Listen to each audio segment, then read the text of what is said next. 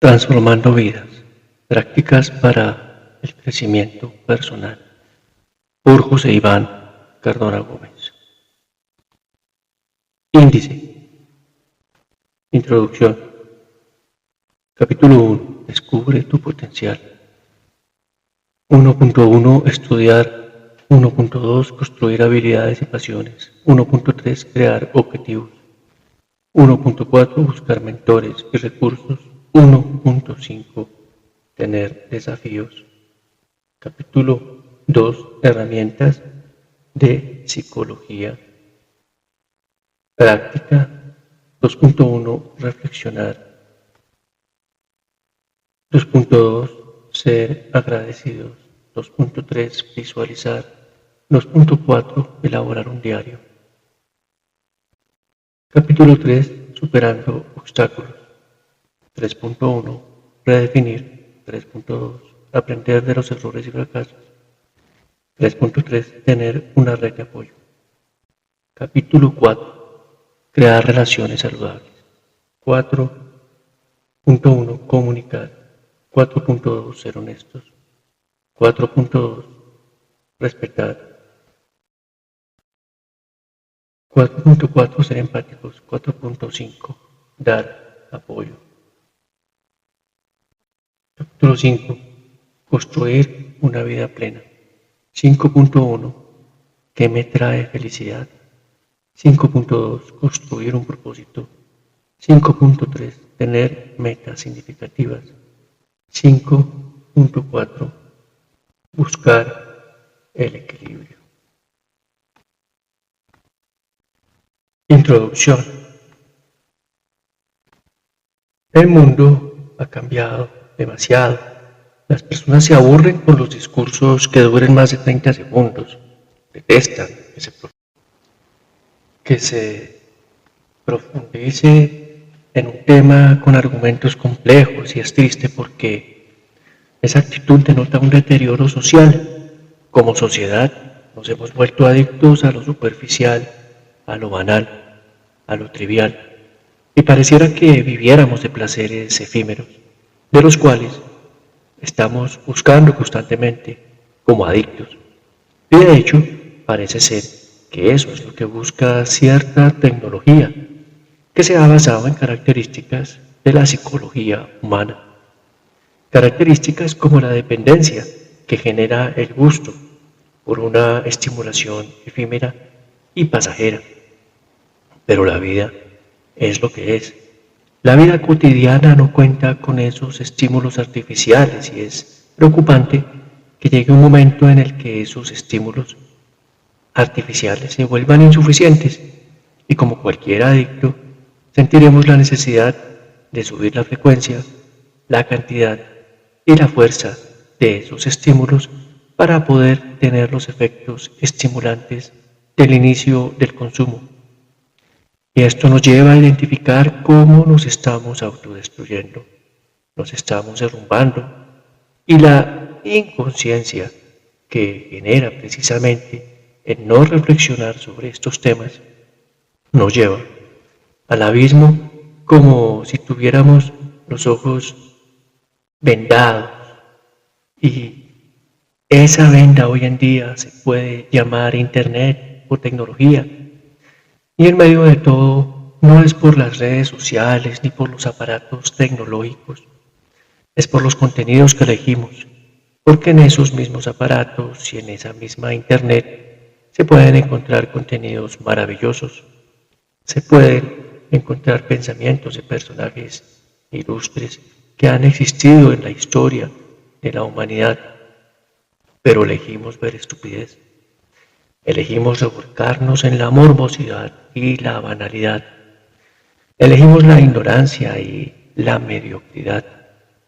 Esto, en un plazo que espero sea largo, va a generar graves problemas sociales, más graves de los que estamos viendo hoy en día. Porque la personalidad, el intelecto, los hábitos y costumbres que genera una persona que se somete a sí misma a este estilo de vida no conlleva algo saludable. Esa conducta conlleva a la enfermedad física y mental, conlleva a hacerse daño a uno mismo y llegar incluso a hacerle daño a otras personas, a una profunda insatisfacción ante un mundo que no está para generarnos gratificaciones constantes sin dar nada a cambio, para generarnos placeres. La realidad es más cruel y simple. En ese sentido nos hemos vuelto como niños impulsivos y caprichosos, pero sin la guía de un adulto responsable. Estamos solos y a menos que hagamos algo para recapacitar y mejorar el rumbo, o si es necesario para cambiarlo radicalmente, probablemente el fin no será agradable. Y no quiero caer en el error de considerarme a mí mismo como un ser impecable y falto de equívocos. A mí también me gustan esos estímulos efímeros y reconciliarse con esa parte humana es importante. Pero como muchas cosas en la vida, todo tiene un equilibrio. No podemos alejarnos de la realidad, de la naturaleza, por ejemplo, para encerrarnos en unos dispositivos tecnológicos que nos alejan cada vez más de las otras personas e incluso de nosotros mismos. Porque ya no hacemos cosas tan simples como la introspección, como el autoconocimiento. Y esto es algo grave porque creería que es parte de lo que nos hace humanos, de lo que nos hace personas y de lo que nos permite construir sociedad, de lo que nos permite construir fraternidad y relaciones, de lo que nos permite construir normas y principios básicos de convivencia. Cuando nos centramos solamente en el hedonismo, en darnos un placer efímero, porque de hecho el hedonismo es más complejo que quedarnos en placeres efímeros. El hedonismo filosófico, el profundo, el que no le gusta estudiar a la gente en la actualidad, habla de cómo podemos renunciar incluso a placeres pequeños para alcanzar placeres más grandes. Habla de cómo podemos incluso sacrificar y sufrir ciertos malestares e incomodidades con el objetivo de alcanzar grandes placeres, y esto lo hemos perdido de vista.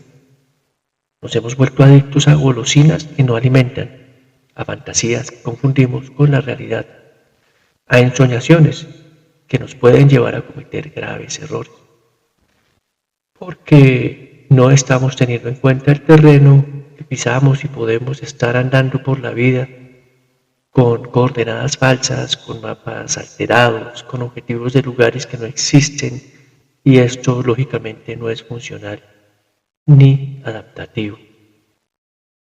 Un consejo para ti es que empieces a estudiar y a profundizar en temas que te ayuden a ser una mejor persona. Capítulo 1. Descubre tu potencial. 1.1. Estudiar regularmente. Es fundamental estudiar, y cuando digo estudiar, no me refiero solamente al hecho de coleccionar títulos o certificados de instituciones educativas. Me refiero a la búsqueda de conocimiento, por ejemplo, en los libros, que también hoy en día son considerados un artilugio pesado y tedioso, pero esos libros contienen una serie de conocimientos que nos pueden hacer mejores personas, que nos pueden brindar criterio, que nos pueden brindar metodologías, que nos pueden brindar mejores capacidades de análisis, de síntesis y de proponer cosas nuevas para nuestro entorno. Es así como muchos libros hoy en día están en versión de audio, y esto facilita un poco a las personas a acceder a estos conocimientos. Sin embargo, no todos los libros están en este formato. Muchas de las grandes obras están aún impresas en papel, y sería bueno hacer una exploración de estos libros que muchas veces están en las calles, vendiéndose de segunda mano. Libros ya usados a precios muy económicos, y como anécdota recuerdo que un vendedor de libros me contaba que los libros no los guardan en bodegas como lo hacen con otras mercancías bajo llave, con mucha seguridad. Simplemente los arrinconan en algún lugar de las calles del comercio y los cubren con plásticos para que no se mojen.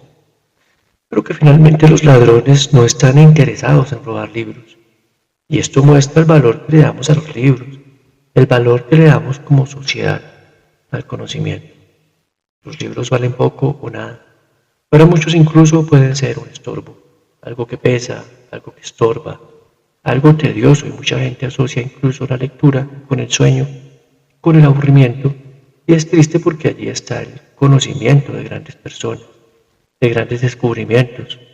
Y recuerdo que cuando estaba en la universidad, estudiando la carrera de psicología, algún profesor mencionó que se le llamaba carrera al estudio de una profesión porque era estudiar a gran velocidad lo que los grandes hombres y mujeres se habían demorado décadas investigando.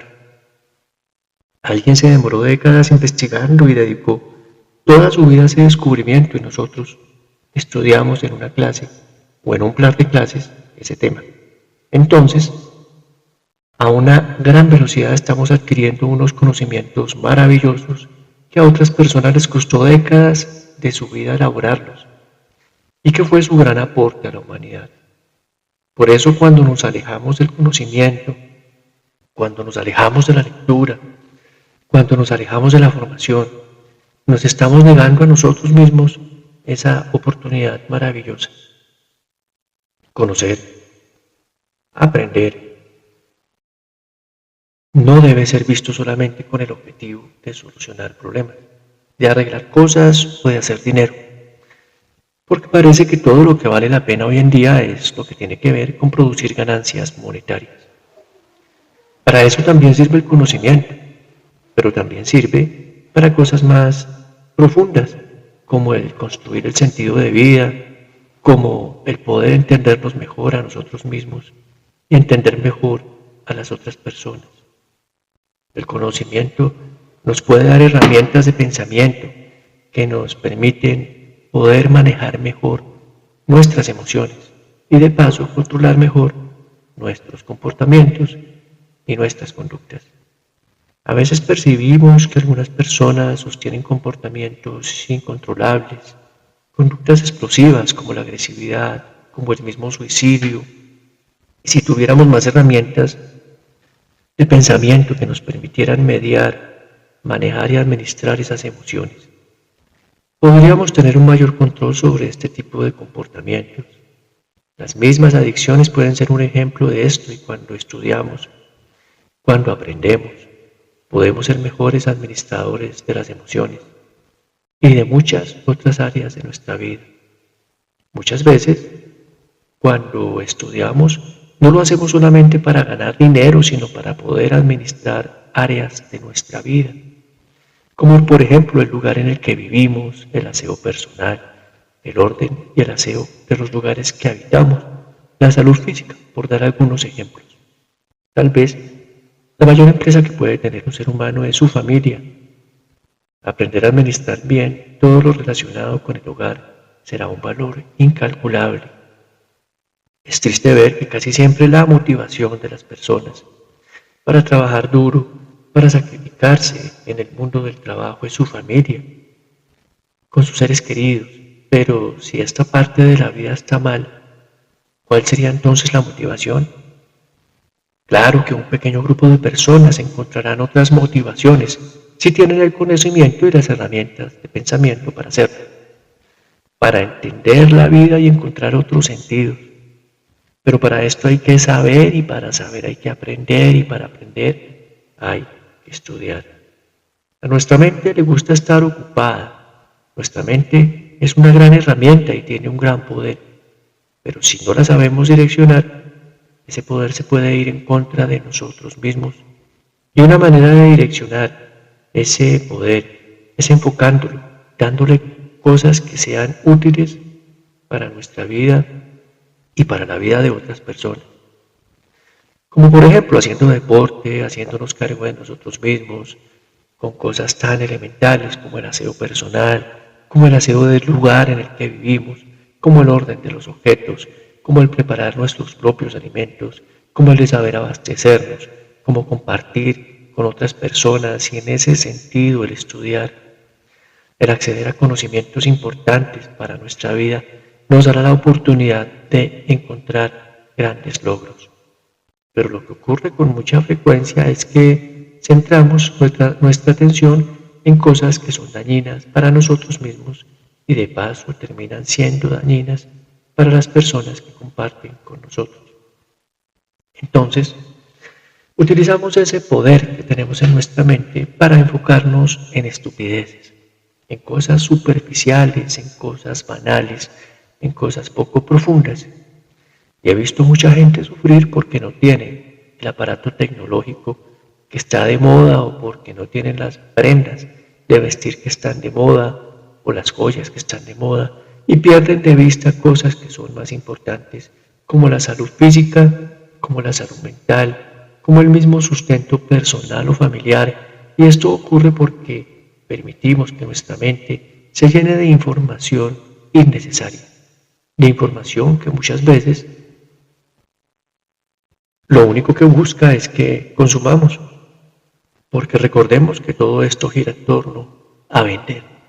Nos están vendiendo continuamente servicios y productos y habría que pensar sobre si realmente necesitamos esos productos y esos servicios o simplemente compramos por la fuerza de la repetición porque nos lo repiten muchas veces, de muchas maneras, de diferentes maneras. Y terminamos como idiotas útiles haciendo lo que otros quieren. Lo hacemos en beneficio de ellos, no en beneficio nuestro. Entonces terminamos siendo utilizados, terminamos siendo manipulados y en el fondo es culpa nuestra, porque elegimos centrar nuestra atención en esas banalidades, en esos contenidos superficiales, en esas payasadas y evitamos por la pereza mental profundizar. Evitamos a toda costa temas como la lectura, temas como contenidos más densos, más complejos, como conferencias, como ciertos podcasts que son muy buenos, o algunos contenidos que educan. He escuchado como mucha gente dice que un video o un audio de más de 30 segundos es aburridor y quieren estar pasando de un contenido a otro compulsivamente buscando un placer que tal vez nunca llegará. Cuando podría estar llenando su mente de información más inteligente, de información más relevante, que les pudiera ayudar en su estilo de vida. Por eso es importante estudiar, y el estudio está más allá de una academia, de una certificación, de un diploma. Igual si decides estudiar con el objetivo de sacar una certificación o un diploma no tiene nada de mal. Te motivo a hacerlo, porque el conocimiento es la mejor inversión que se convierte fácilmente en competencias que te permiten transformar tu vida y la vida de las personas que te rodean. La pereza es un defecto de carácter que nos puede llevar a sentirnos satisfechos en una zona de confort que puede ser una zona de mediocridad, de estancamiento, de costumbre. Y esa pereza nos impide hacer cualquier tipo de sacrificio. Pero pareciera que hoy en día un sacrificio inaceptable para muchas personas es el esforzarse por aprender cosas nuevas, por adquirir nuevos conceptos. De alguna manera también puede tener que ver con el rechazo a dejar entrar un reajuste, ya que cuando adquirimos conocimientos nuevos, conceptos nuevos, todo nuestro sistema de creencias, todas nuestras ideas tienen que ajustarse a esa nueva concepción, para esa nueva perspectiva, para volver a tener un nuevo equilibrio más avanzado, más maduro, más elaborado. La pereza incluso nos puede llevar a vivir subyugados por personalidades más fuertes, por temperamentos más fuertes o por ideologías más fuertes. Y la pereza nos impide cuestionarnos, nos impide tener un pensamiento crítico. Por lo tanto, terminamos aceptando ciertos discursos como verdades irrefutables. Por eso la pereza es una enemiga muy grande del conocimiento, del aprendizaje, que es tan importante y es tan grande. El poder de la pereza, que podemos llegar a pelear, a agredir, si sentimos que nos quieren sacar de nuestra zona de confort, de lo acostumbrado, de esa mediocridad de la que hablábamos y del estancamiento, porque nos aferramos a esas cadenas sin darnos cuenta que estamos esclavizados, de que no tenemos una verdadera libertad. La pereza nos puede llevar a ser insolentes, a no recibir argumentos ciertos, a encerrarnos en nuestras fantasías en las que ingenuamente nos consideramos dueños de toda la verdad. Llegamos a ser tercos y eso tiene mucho que ver con no estudiar. Cuando estudiamos nos damos cuenta de lo mucho que nos hace falta por aprender y obtenemos la capacidad de ser autocríticos, de tener una mayor conciencia de nuestras falencias y somos más humildes. Lo paradójico es que cuando adquirimos conocimientos podemos descubrir maneras de llegar a los objetivos con estrategias que requieren menos esfuerzos y angustia. El conocimiento permite que podamos crear maneras de hacer cosas ingeniosas y creativas. Un famoso filósofo decía, saber es poder. Indudablemente tendremos más opciones de alcanzar el bienestar si contamos con acceso a información que nos permita construir ese bienestar. La salud requiere de unos conocimientos mínimos en salud y bienestar. Dichos conocimientos se pueden adquirir fácilmente en la lectura, en audiolibros, en conferencias, en formaciones virtuales, en asesorías de un experto, que permitirán que uno tenga una vida más longeva, más saludable, más vigorosa, y esto se reflejará en temas como el trabajo, como el hogar, como la recreación y el deporte. Cuando despreciamos el conocimiento y nos aislamos y nos encerramos en nosotros mismos, y esto nos puede llevar a obsesionarnos con nuestra propia salud, a exagerar algunos malestares, pero al mismo tiempo nos bloqueamos y no hacemos nada para cuidarnos. Evitamos consultar a un profesional o experto en el tema y al mismo tiempo no nos formamos y no profundizamos en las situaciones que estamos viviendo, lo cual se convierte en una combinación que puede llegar a ser mortal. Muchas personas, como estrategia de manipulación, llegan a enfermarse para que sus hijos les pongan más atención o sus parejas incluso. Muchos hijos se enferman para evitar que sus padres peleen, para evitar que sus padres se vayan de la casa a alcoholizarse, por ejemplo, y esto tiene una consecuencia grave, y es que la persona termina enfermándose de verdad. Ya está demostrado que las emociones tienen un efecto en la salud física. Por otra parte, algo muy común es el estrés que no sabemos manejar. Tal vez con algo de formación al respecto y de aplicación de la misma en la vida diaria, podría regular ese tema para vivir una vida más tranquila, con menos angustias, con menos relaciones interpersonales, mejores relaciones interpersonales en las que no exista la irritabilidad que genera el estrés. He conocido muchas personas que han aprendido idiomas sin inscribirse en ninguna institución académica. Lo han hecho buscando libros, buscando tutoriales en la internet, buscando cualquier tipo de posibilidad gratuita que les permita acceder a esta habilidad. Y lo que requiere este tipo de empeño es más que todo disciplina, perseverancia y tener claro el objetivo. Así como estas personas han logrado aprender idiomas sin necesidad de acudir a una institución, tú también lo puedes hacer. No esperes a tener el dinero o a que todo esté dispuesto para hacerlo. Podemos empezar a hacerlo hoy mismo. 1.2. Construir habilidades y pasiones. Identificar tus habilidades y tus pasiones es clave para saber con qué herramienta cuentas cuando se te presenten dificultades, pero también cuando se te presenten oportunidades en la vida. Existen muchas virtudes que desconocemos, pero que en la práctica estamos ejerciendo en la vida diaria.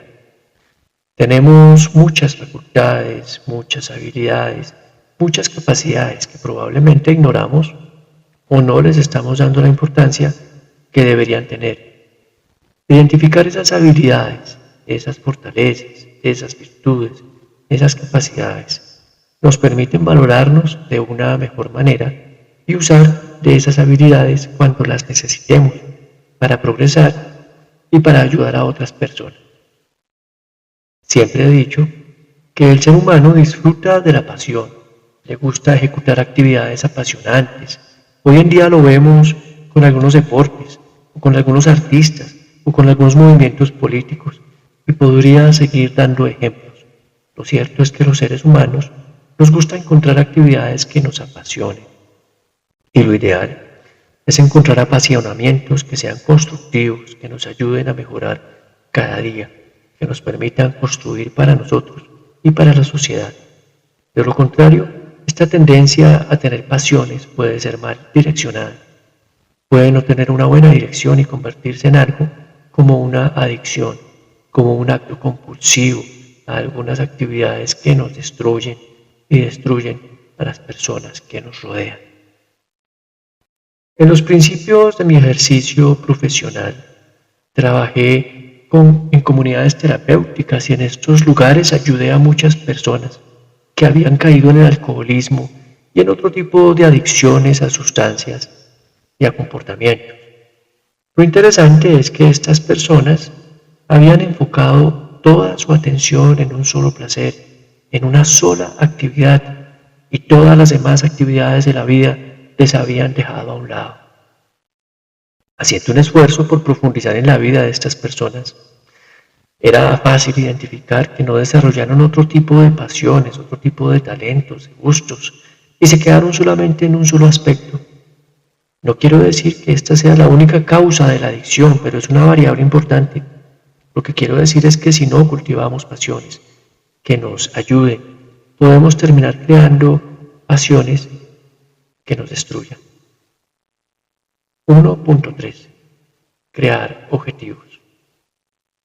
Tener objetivos da una dirección. Siempre he dicho que es mejor tener un plan que no tenerlo, y puede que no cumplamos estrictamente todo lo contemplado en el plan o con todos los objetivos, pero porque también hay que saber que adaptarse a las situaciones que cambian el mundo, la vida misma y las circunstancias están en constante cambio y tenemos que ser capaces de adaptarnos a eso. Sin embargo, los objetivos nos permiten tener una motivación, tener un orden, y muchas veces cuando las cosas cambian, podemos simplemente cambiar de estrategia, cambiar de camino para llegar a ese objetivo o cambiar a un objetivo muy similar al inicial. Pero es importante tener un objetivo que nos guíe, y dicho objetivo va muy ligado a nuestros deseos, a nuestras necesidades, a nuestra vocación, al sentido de vida que hemos construido para nosotros. En consulta privada he tenido la oportunidad de conocer a muchas personas que superan los 30 años de edad, es decir, personas que ya no se pueden considerar como infantes ni jóvenes. Y estas personas se encuentran con la frustración de no haber alcanzado muchas metas, del sentirse estancadas en la vida, del sentir que no han alcanzado un sentido de vida. Y esto tiene mucho que ver con no tener claridad en los objetivos. Muchas de esas personas nunca se sentaron a escribir sus objetivos. Y es que a esto nos puede llevar ese desinterés, ese fastidio, ese tedio que nos puede generar sentarnos 5 o 15 minutos a escribir los objetivos para nuestra vida. Pueden ser objetivos para el año que está iniciando, u objetivos a 5 años, u objetivos para tu matrimonio, y ejemplos hay bastantes. Lo cierto es que tener objetivos es la clave para no llegar a ese momento de frustración al que han llegado tantas personas que he tenido que atender en mi consulta. Y ante esos casos yo mismo he llegado a sentirme frustrado porque no se puede devolver el tiempo. Toca empezar con lo que hay. Te invito a que empieces hoy redactando tus objetivos de vida. 1.4. Buscar mentores y recursos. Contar con un mentor es una gran ayuda.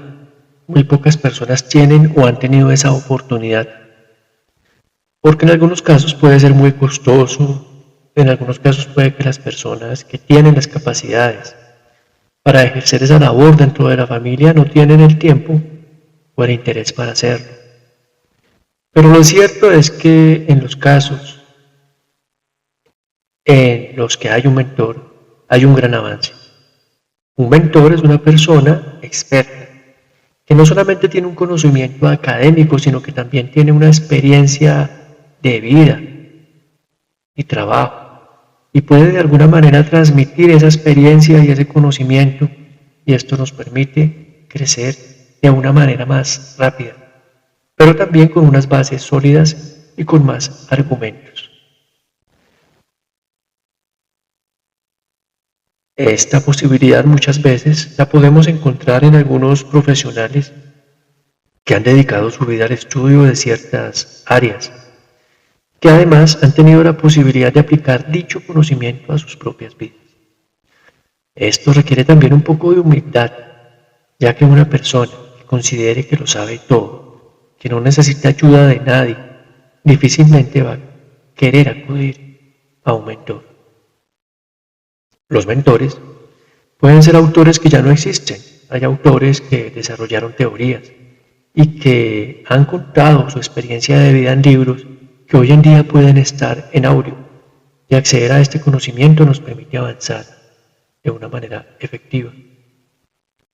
Podríamos ver también como mentores a recursos como la academia, como la lectura, como el compartir con personas que tengan los mismos intereses que nosotros, los mismos cuestionamientos. Y un recurso interesante puede ser lo que tenemos hoy en día, que es la Internet y la tecnología, que nos permite acceder de manera muy rápida a muchos conocimientos. Pero nos corresponde darle la prioridad a un conocimiento de valor, haciendo lo posible por buscar conocimiento bueno, porque lastimosamente hay mucha basura. Entonces hay que saber depurar para poder llegar a encontrar algo valioso. En alguna ocasión tuve que trabajar en instituciones en las que se brindaba protección a niños y adolescentes. Estos niños habían sido víctimas de algún tipo de maltrato, casi siempre de negligencia y abandono. Lo cierto es que descubrí en esa situación que muchos de estos niños se apegaban exageradamente a mí y a otros profesionales que trabajábamos en este centro, porque probablemente encontraban en nosotros ese apoyo emocional, esa guía, ese acompañamiento que no habían encontrado en sus familias, que no habían encontrado en los lugares de los que provenían. Y creo que para un ser humano es importante contar con este tipo de apoyo. Muchas veces no lo recibimos de nuestro entorno ni de nuestra familia, entonces nos toca a nosotros mismos buscar esos mentores, en libros, en autores, en personas que puedan influir positivamente en nuestro desarrollo y, ¿por qué no?, en profesionales, en guías que puedan ayudarnos a progresar. Qué bueno que nosotros en algún momento también podamos ser mentores de otras personas que lo necesiten. 1.5. Tener desafíos. Colocarse desafíos, colocarse retos es algo que nos motiva a ser cada día mejores. Algunas personas se colocan, por ejemplo, retos como el de subir una montaña muy alta o como el de participar en una carrera de atletismo por dar algunos objetivos. En nuestra vida podemos colocarnos desafíos intelectuales, laborales, financieros, de relaciones interpersonales para ser cada día mejores. La vida sin retos sería muy aburrida, sería muy monótona, y considero que podemos hacer un esfuerzo por ver los problemas que se nos presentan en la vida como desafíos, como retos interesantes. Esa actitud puede hacer que ya no nos sintamos como simples víctimas de las circunstancias y que incluso podamos ver una oportunidad detrás de esas circunstancias adversas. En algún momento de mi vida tuve que trabajar en un lugar apartado de la Colombia profunda, En ese lugar no habían servicios como el acueducto, o como la internet, o como la energía eléctrica. Y encontré que en esos lugares donde sobrevivir era tan difícil para un citadino, las personas de ese lugar veían esas situaciones como una aventura, como algo hermoso, como un desafío que les permitía disfrutar de la vida. Y creo que nos hace falta un poco de eso, porque hacemos tormentas en vasos de agua, porque creamos catástrofes donde no las hay, porque exageramos las situaciones, porque creemos que no podemos soportar situaciones que simplemente son incómodas. Qué bueno aprender de estas personas que han sabido salir adelante y que han aprendido a ver las situaciones no como algo terrible, sino como un desafío que les permite mejorar. Un consejo para ti es que reflexiones a diario sobre tus habilidades y pasiones para alinearlas con tus acciones para crecer. Capítulo 2. Herramientas de psicología práctica. 2.1. Reflexionar. Reflexionar es una práctica tan simple, tan sencilla, tan obvia, que muchas veces por lo mismo la pasamos por alto. Por ahí dicen que el sentido común es el menos común de los sentidos, y algo así ocurre con el ejercicio de reflexionar. A veces estamos tan apurados, tan tensos, tan estresados, tan angustiados, que dejamos de reflexionar.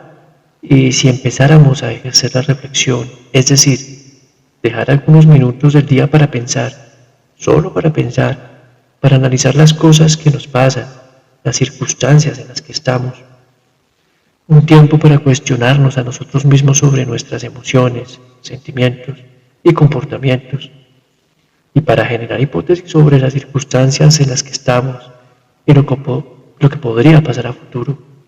Es un ejercicio que hace falta para tener una vida con estrategia, con una contemplación y con una sobriedad que nos permite elegir adecuadamente los cambios y las decisiones que tomamos. Cuando ocurrió la pandemia del COVID, tuve que atender a muchas personas que se encontraron en una franca crisis, porque tuvieron que quedarse en sus casas con ellos mismos, enfrentando su realidad, su familia, su situación. Y es que muchas veces buscamos activamente evadir nuestra realidad, nuestra situación, nuestras problemáticas. Evadimos con el trabajo, con la vida social, con la agenda llena, incluso ayudando a otras personas. Y nos escapamos de nosotros mismos. Es importante, aunque sea difícil, reflexionar, ver qué está ocurriendo en nuestras vidas, ver qué le está ocurriendo a las personas con las que convivimos y enfrentar esa situación. Siempre va a ser mejor enfrentar que escapar. 2.2. Ser agradecidos. La gratitud es una estrategia de manejo de emociones. Algunos la llamarían de inteligencia emocional. Estrategia que nos permite valorar lo que tenemos, que nos permite identificar con lo que contamos. Y es que en muchas oportunidades, gran parte del malestar emocional parte de ver únicamente lo que hace falta, de hacer un énfasis en las carencias y no tener la capacidad de ver lo que hay. Y si somos agradecidos, podemos empezar a ver lo que sí tenemos y con lo que podemos empezar a trabajar para construir un mejor futuro y para empezar desde ya a tener por lo menos emociones más favorables, actitudes más sanas y relaciones interpersonales mejores. El agradecimiento no necesariamente tiene que ver con un tema religioso, es una actitud de vida, una expresión que afirma: lo que para ti es el infierno, para mí es el paraíso. Y es que muchas veces despreciamos nuestra existencia, pero para muchas personas vivir nuestra vida sería un paraíso y es bueno que nosotros reconozcamos lo bueno de nuestra vida para valorarla. Conocí a una mujer que maldecía su mala suerte y afirmaba que lo peor que le había podido ocurrir era haberse casado con su esposo y vivir en el lugar que vivía y tener el trabajo que tenía. Para resumir la historia, esta persona terminó en el divorcio. Su pareja decidió dejarla y sus hijos se fueron a vivir con el papá y ella perdió su trabajo. En ese momento ella descubrió que de lo que se quejaba en realidad era una bendición que no había sabido valorar. Creo que a muchos de nosotros nos puede pasar eso. Maldecimos nuestra situación, criticamos nuestra vida, despreciamos a las personas que tenemos junto a nosotros, pero puede ocurrir que cuando perdamos esa situación, nos demos cuenta demasiado tarde de que en realidad era algo bueno. 2.3. Visualizar. La visualización es una estrategia que podemos usar nuestra imaginación a nuestro favor. Normalmente usamos con mayor frecuencia nuestra imaginación en contra nuestra. Entonces nos imaginamos que nuestra pareja nos está haciendo infiel, o que vamos a caer en bancarrota, o que nos vamos a enfermar, por dar algunos ejemplos. Pero podemos usar ese poder de nuestra mente para imaginar cómo sería nuestra vida si alcanzáramos nuestros sueños. ¿Cómo nos sentiríamos si alcanzáramos nuestras metas? Visualizar cómo nos comportaríamos si estuviéramos en esa situación en la que anhelábamos estar. Y esa visualización nos ayuda a motivarnos para obtener el vigor para alcanzar esos objetivos y para ir desde ya asumiendo actitudes y comportamientos acordes con esos objetivos y situaciones en las que queremos estar. Este ejercicio nos permite ir avanzando hacia ese objetivo. En una ocasión alguien me decía, empezaré a comportarme como un líder cuando la empresa me empiece a pagar el salario de un líder. Y tal vez las cosas funcionan al revés. Tal vez cuando empiezas a comportarte como un líder, la empresa empezará a pagarte un salario de un líder. Por eso es importante visualizarse para ser coherentes con nuestro comportamiento, emociones y actitudes que nos lleven a ese objetivo y situación a la que queremos llegar. He tenido la oportunidad de atender a muchas personas con depresión y ansiedad. En el proceso acostumbramos a trabajar creencias, ideas y pensamientos y encontramos cómo muchas veces nos visualizamos de manera negativa. Vemos el futuro como algo oscuro y nos cuesta trabajo imaginar o identificar cómo nos podría ir bien en la vida. Cuando logramos cambiar esa tendencia por una visualización optimista en la que la persona pueda identificar cómo puede tener un mejor estilo de vida, una mejor calidad de vida, una vida satisfactoria y tener una imagen más optimista sobre su futuro, la ansiedad y la depresión empiezan a disminuir. Con mucha frecuencia, al trabajar la visualización, las personas obtienen una mayor estabilidad emocional.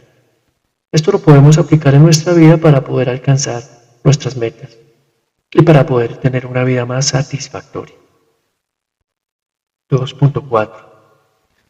Elaborar un diario. Elaborar un diario es un ejercicio que nos permite expresar emociones, sentimientos y pensamientos. Nos permite también hacer un monitoreo de cómo estamos, de cómo nos sentimos, así como el de identificar hacia dónde vamos. Nos permite reflexionar de una manera más concreta y más objetiva, ya que nos obliga a no hacerlo únicamente con la emoción, sino también con la razón. Porque al escribir, sobre todo si lo hacemos a mano, entran a participar otras áreas de nuestro cerebro. El simple hecho de tomarnos un tiempo para tomar un lápiz, un papel, de tomarnos el tiempo para sentarnos, de elaborar un texto con cierta coherencia, con cierta lógica y escribir en pocas palabras lo que queremos expresar, nos obliga a utilizar también la razón, la creatividad, a ser ordenados, y esto es algo muy valioso. El realizar un diario es un ejercicio muy simple, que no requiere mucho dinero, ni mucho tiempo, ni mucho esfuerzo, y que nos puede dar grandes oportunidades de mejora, que nos puede ayudar a darnos cuenta de lo que está pasando en nuestra vida y las posibilidades que tenemos. En mi juventud, tuve la oportunidad de vivir una experiencia vocacional en una comunidad religiosa llamada la Compañía de Jesús, en una casa llamada Manresa. Allí teníamos una costumbre y era la de elaborar una reflexión escrita junto con una oración en la madrugada de cada día y en la noche antes de acostarnos a dormir. Años después encontré que se consideraba que esta práctica había llevado a esta comunidad a alcanzar grandes liderazgos en las ciencias exactas, en las finanzas, en diferentes áreas como la teología, y que hubo un ejercicio tan elemental como hacer esta reflexión escrita, que incluía evaluar el día, colocarse ciertos propósitos para el día siguiente o para el día que estaba iniciando. Era una gran parte del secreto que permitía esos frutos. Ojalá podamos aplicar algo de esto en nuestras vidas. Tal vez no tengamos una vida monástica y disciplinada como la de un sacerdote, pero en nuestra vida cotidiana podemos introducir algunos de estos aspectos que, como ya hemos visto, tienen grandes resultados. Un consejo para ti es que inviertas tiempo en actividades que te apasionen y te reten. Capítulo 3. Superando obstáculos. 3.1. Redefinir. La vida en muchas oportunidades nos presenta cambios abruptos, y una de esas situaciones son las situaciones de duelo, de muerte y de un ser querido. Ese es un ejemplo de un caso extremo de cambio. Pero normalmente lo único que no cambia en la vida es que siempre van a haber cambios. Por lo tanto, habrán oportunidades en las que debemos estar dispuestos a redefinir nuestros objetivos, lo que somos, el entorno, y esta capacidad de adaptación al cambio es sumamente importante para poder sobreponerse ante las dificultades, para ser creativos y generar nuevas opciones ante nuevos desafíos, y sobre todo para conservar la salud física y mental. Cuando me gradué y empecé a ejercer mi profesión, no sabía por dónde empezar, así que uní dos de mis talentos con los que contaba en ese momento, que eran la escritura y el tener una práctica espiritual, para escribir un libro sobre el duelo. A partir de ese libro se empezaron a hacer retiros espirituales y conferencias. Allí conocí muchas personas que pasaban por un dolor muy grande y profundo al perder a un ser amado. Muchas veces por circunstancias desastrosas o incomprensibles para el doliente. Lo cierto es que comprendí junto a estas personas que gran parte del proceso de superación de un dolor tan grande era poderse redefinir, redescubrir y encontrar que se podían replantear su vida sin esa persona. Creo que podemos usar algo de esto en nuestra vida cotidiana para afrontar tantos tipos de pérdidas que sufrimos, pero que igual duelen, como, por ejemplo, el fin de una relación de pareja o el perder un empleo. Vale la pena aplicarlo. 3.2. Aprender de los errores y fracasos.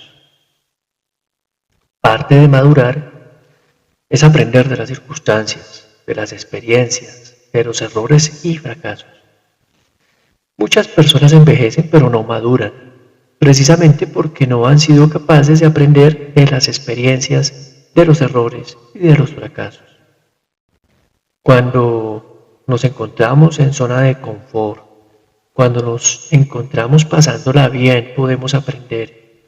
Pero aprendemos mucho más cuando pasamos por experiencias difíciles, cuando enfrentamos desafíos, cuando cometemos errores y cuando fracasamos.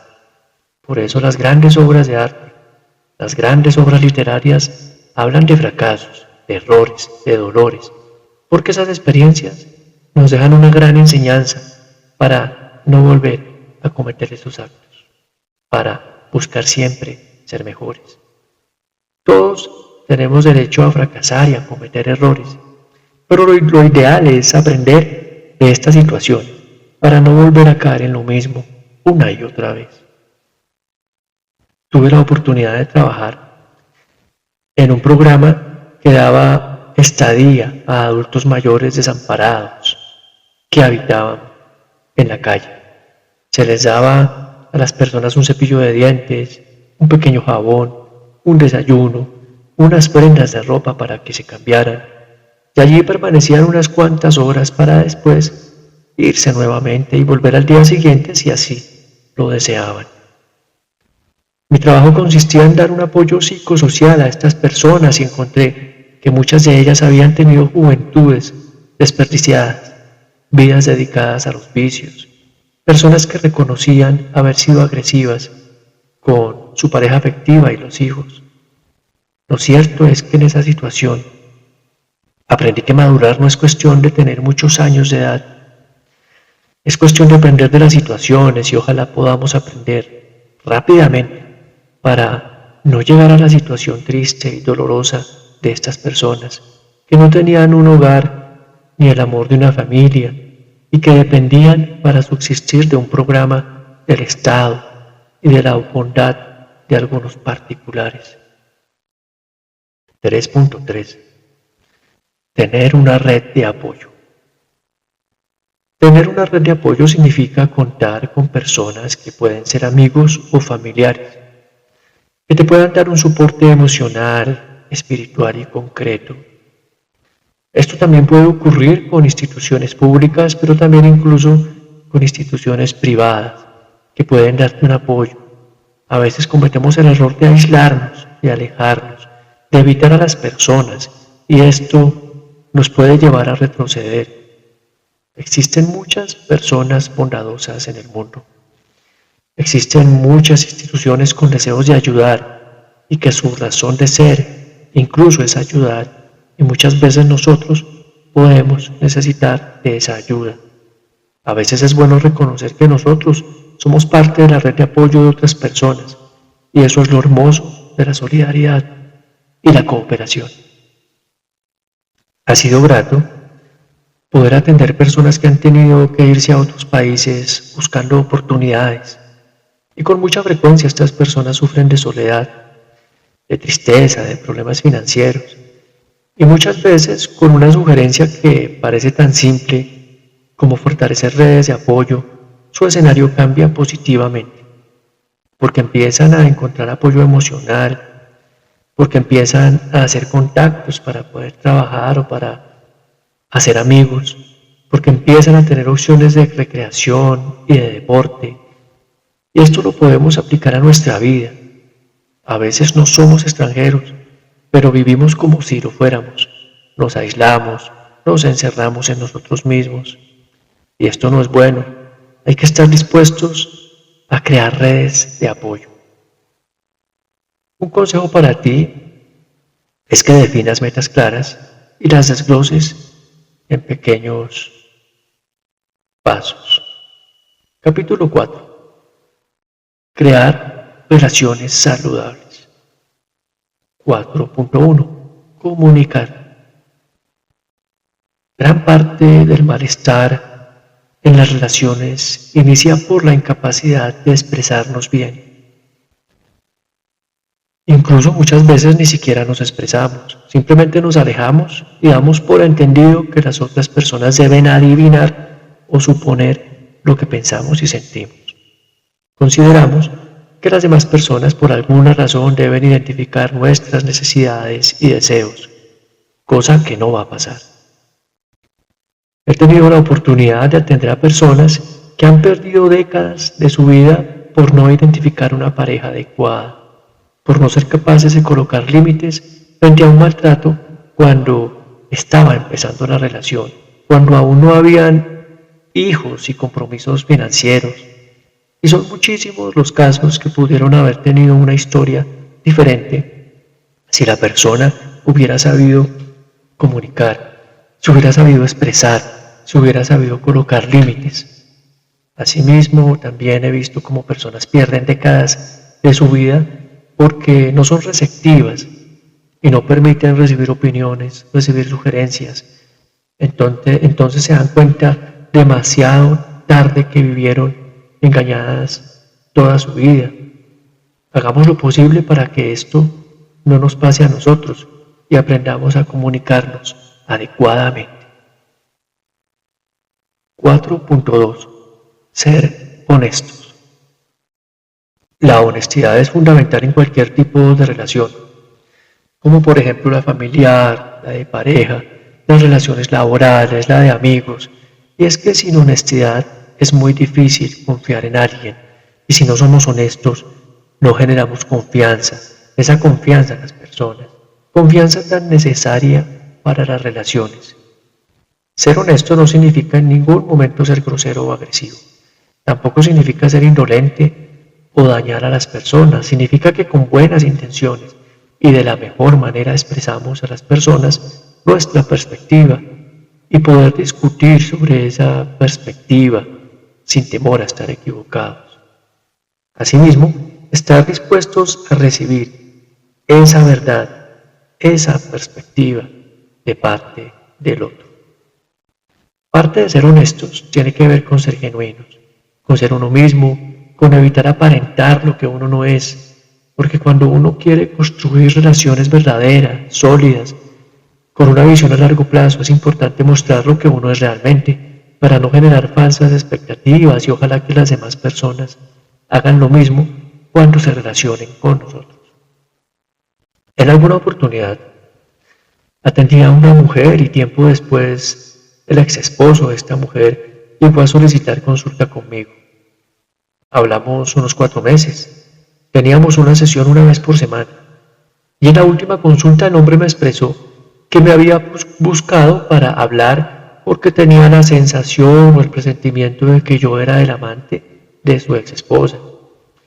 Y llegamos a la conclusión de que había perdido tiempo y dinero por no ser honesto, por no ser capaz de hablar con sinceridad con su ex esposa y conmigo. Muchas veces este tipo de cosas nos pueden pasar a nosotros y podemos terminar haciendo cosas ridículas por no ser capaces de ser honestos con nosotros mismos y con las demás personas.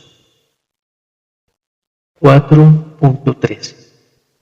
Respetar. El respeto tiene varias connotaciones.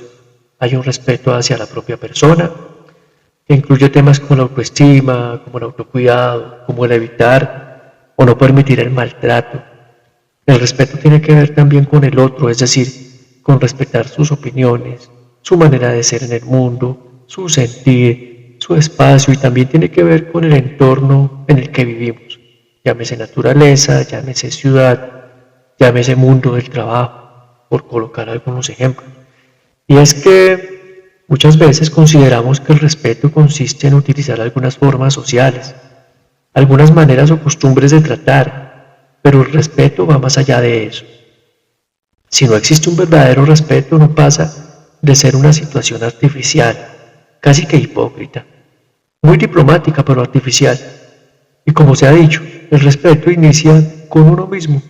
Si no te respetas a ti mismo, difícilmente vas a respetar al otro y al entorno.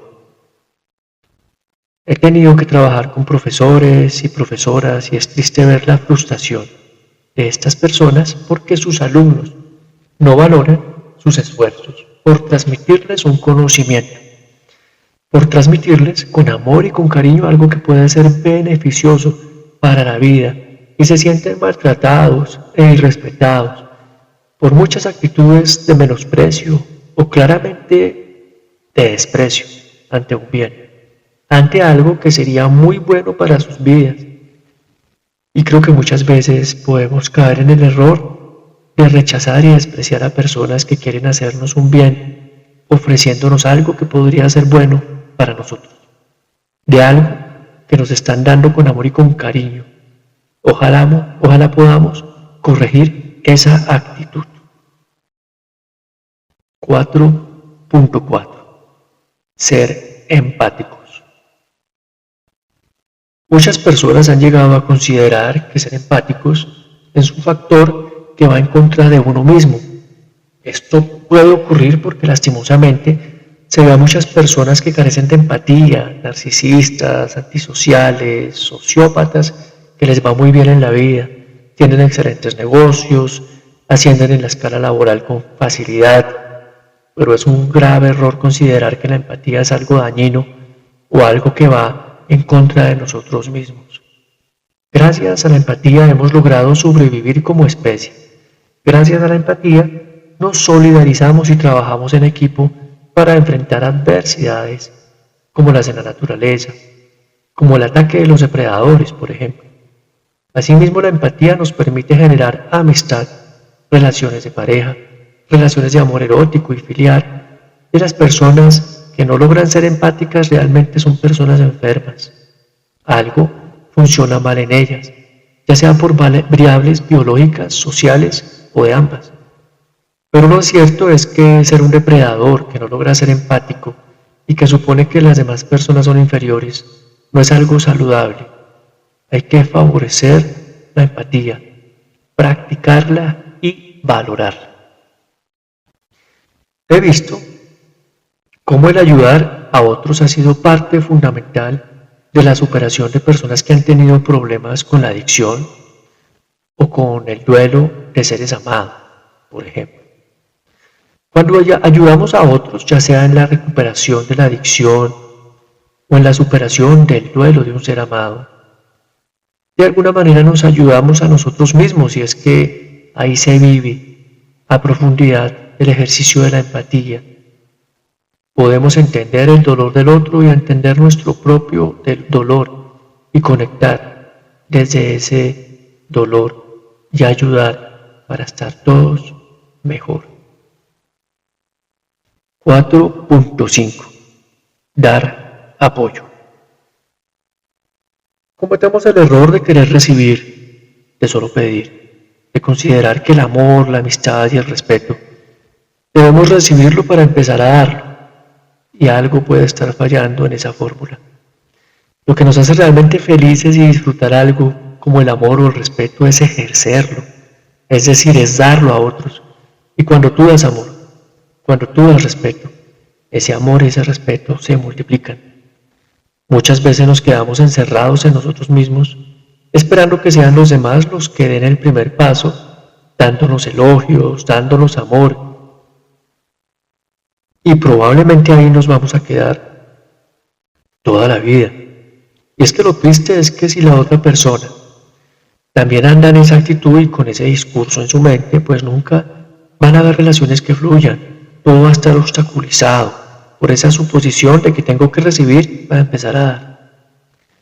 Incluso cuando das amor y respeto, así no recibas eso a cambio, te sientes bien, porque nuestra esencia es la bondad. Nuestra esencia como seres humanos saludables es ser empáticos, y las personas que no logran serlo son personas dañadas por su historia de vida, incluso por variables biológicas como la genética. Pero en ningún momento debemos caer en el error de pensar que si los demás actúan mal, nosotros también debemos hacerlo. Hay que dar, hay que servir. El plan de vida fue un servicio que desarrollé estando en una situación difícil, pero también fue el producto de muchos años de ejercicio profesional y de estudio.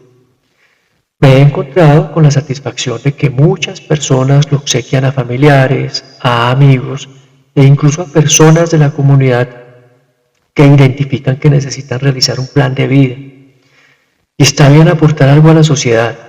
Qué bueno es poder dar, y como dicen, es más feliz dar que recibir. Genera más alegría poder dar que recibir, y podemos aportar a un equilibrio cuando estamos bien y podemos aportarle algo al mundo. Un consejo para ti es que te rodees de mentores y aproveches recursos para crecer. Capítulo 5. Construir una vida plena. 5.1. ¿Qué me trae felicidad?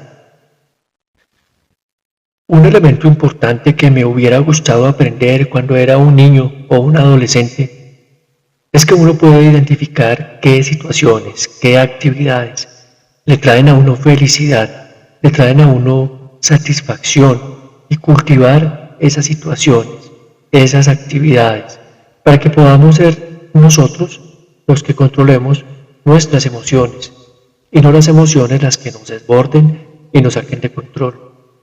Eso no significa que no podamos tener momentos tristes, porque los momentos tristes, estresantes y dolorosos forman parte de la vida. Pero como todo en la vida debe haber un equilibrio y muchas veces nos dejamos desbordar por la tristeza, por la ira, por ese tipo de emociones que nos pueden hacer daño y de paso llevarnos a hacerle daño a otras personas. Qué bueno poder identificar lo que nos hace felices, lo que nos genera satisfacciones, lo que nos construye y buscar conscientemente fortalecer y construir esos momentos, esas actividades. Una mujer que atravesaba un conflicto al haber terminado una relación con su pareja afectiva me decía que los fines de semana se sentía que quería treparse por las paredes como si fuera la mujer araña, que se despertaba y que no sabía qué hacer, y que necesitaba un hombre que la sacara a pasear, que la llevara a hacer actividades lúdicas y gastronómicas, que de alguna manera la sacara de la monotonía.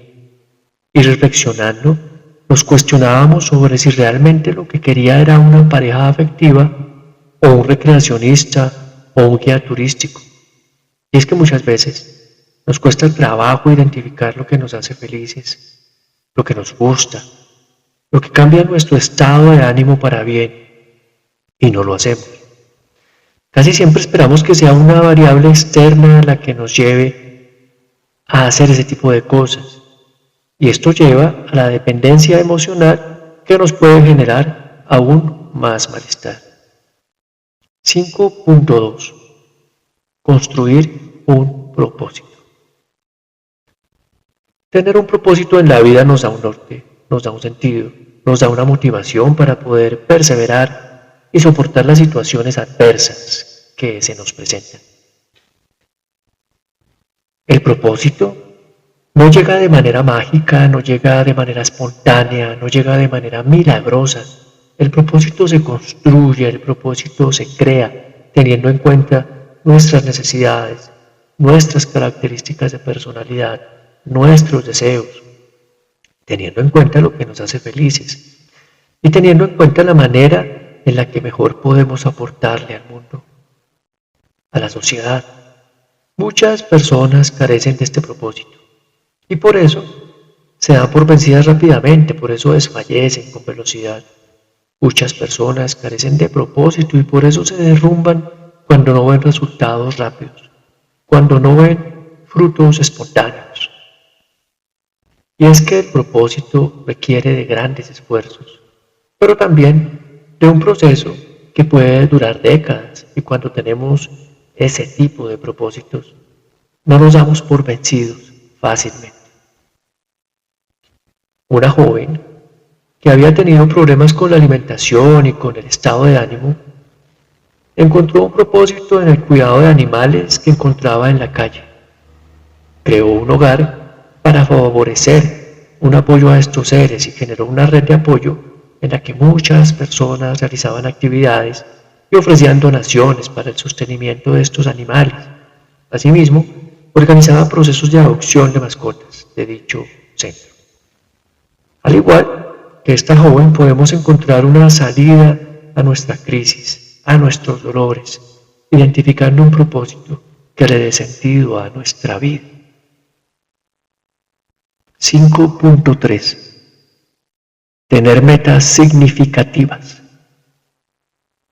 Tener metas es importante, pero tener metas significativas es aún más importante. Uno puede tener metas como ir de viaje o comprar un automóvil o un electrodoméstico para la casa. En las metas significativas nos hacemos preguntas como, por ejemplo, ¿para qué quiero tener ese auto? ¿Para qué quiero viajar? ¿Para qué quiero tener ese electrodoméstico en la casa?